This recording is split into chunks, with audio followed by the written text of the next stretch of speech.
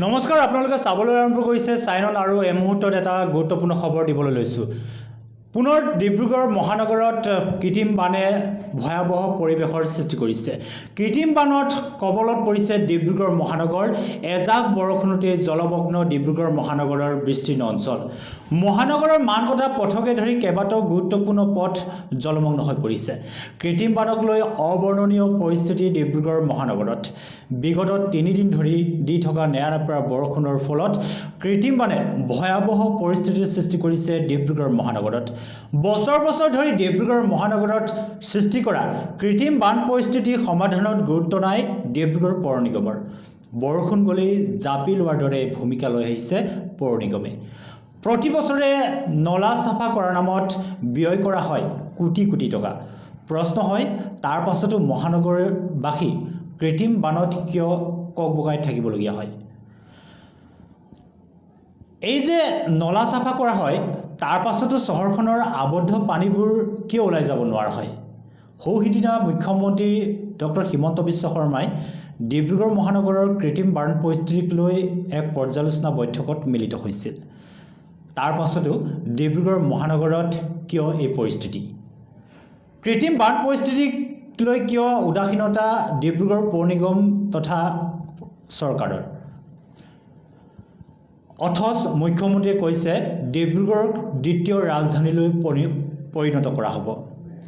এই দ্বিতীয় ৰাজধানীৰ নাগৰিকসকলে কৃত্ৰিম বানত কিমান দিনলৈ হাহাকাৰ কৰি থাকিব লাগিব? আমি সামগ্ৰিক পৰিৱেশ দেখুৱাই আছোঁ, কিদৰে আচলতে ডিব্ৰুগড় নগৰবাসীয়ে, ডিব্ৰুগড় মহানগৰবাসীয়ে কৃত্ৰিম বানত বছৰ বছৰ ধৰি ককবকাই থাকিবলগীয়া হয়।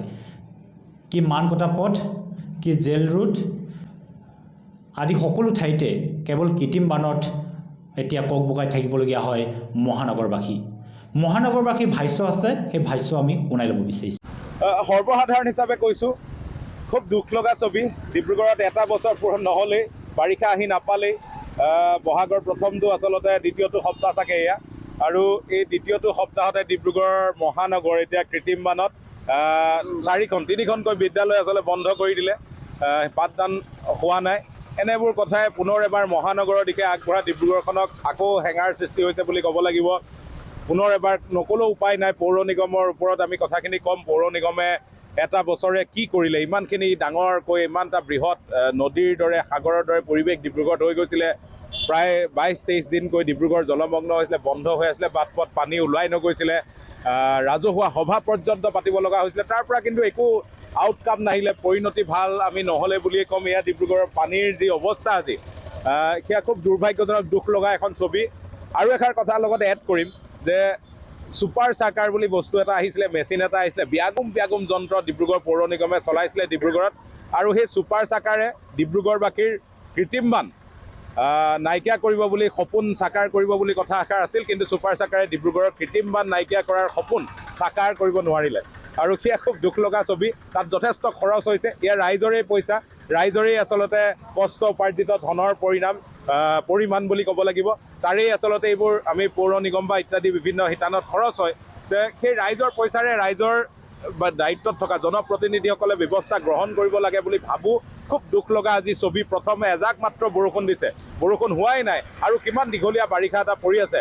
ডিব্ৰুগড়ৰ অধিকাংশ, এইটো মানকটা পথ, অগ্ৰসন একাডেমীৰ পৰা আদি কৰি বিবেকানন্দ স্কুল, মাৰোৱাৰী হিন্দী হাইস্কুল, 3খনকৈ বিদ্যালয় বন্ধ হৈ গ'ল। ল'ৰা ছোৱালীয়ে শিক্ষা লাভ কৰিবলৈ সক্ষম হোৱা নাই। মানুহে ৰাজপথৰ পৰিৱৰ্তে ফুটপাতেৰে বাইক চলাই যোৱা দৃশ্য আমাৰ কেমেৰাবোৰত, আমি মোবাইলত আমি আবদ্ধ কৰিছোঁ। আৰু ঠায়ে ঠায়ে বিভিন্ন থানাগলিতো পানী হৈছে, আৰু এইসমূহ দৃশ্য আচলতে খুব দুখ লগা। কামবোৰ কৰিব পৰা নাই, অকণমান গুৰুত্ব দিয়ক। অনুৰোধ সহকাৰে পুনৰ এবাৰ পৌৰ নিগমক কৈছোঁ, ডিব্ৰুগড়বাসীক কৃত্ৰিম বানৰ পৰা মুক্ত কৰক। আপোনালোকৰ টীম ওলাই আহক, পৌৰ নিগমৰ বিষয়া ওলাই আহক, য'তেই ত্ৰুটি আছে তাতেই ত্ৰুটিবোৰ নাইকিয়া কৰক। এনেকৈ আকৌ এবাৰ আমি আৰু এবছৰ কিন্তু পানীত থাকিব নোৱাৰিম। আমাৰ অসহনীয় হৈছে।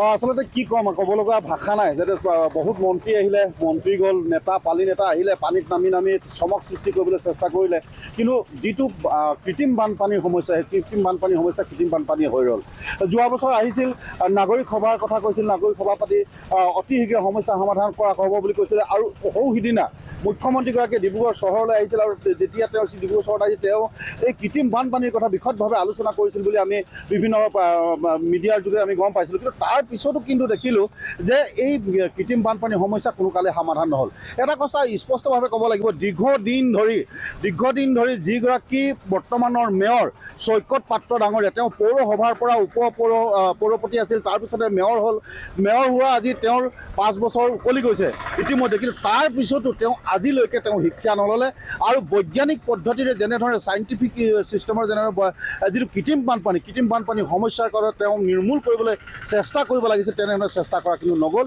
আৰু যাৰ পৰিণতি ডিব্ৰুগড় চহৰবাসীয়ে পুনৰবাৰ যোৱা বছৰ যিটো 15-16 দিনকৈ তেওঁলোকে ডিব্ৰুগড় চহৰবাসীয়ে আমি কৃত্ৰিম বানপানীত পণবন্দী হৈ থাকিব লগা হৈছিল আৰু ঠিক পুনৰবাৰ প্ৰথম বাৰিষাতেই তেনে এটা পৰিৱেশৰ সৃষ্টি হৈছে আৰু হয়তো বেছি দিন নালাগিব এনেধৰণে ধাৰাবাহিকভাৱে যদি বতৰ ডাৱৰীয়া কৰি থাকে বৰষুণ দি থাকে তেতিয়াহ'লে নিশ্চয়কৈ যোৱা বছৰৰ দৰে এইবাৰ আৰু ভয়ানক পৰিস্থিতি হ'ব বুলি মই ভাবোঁ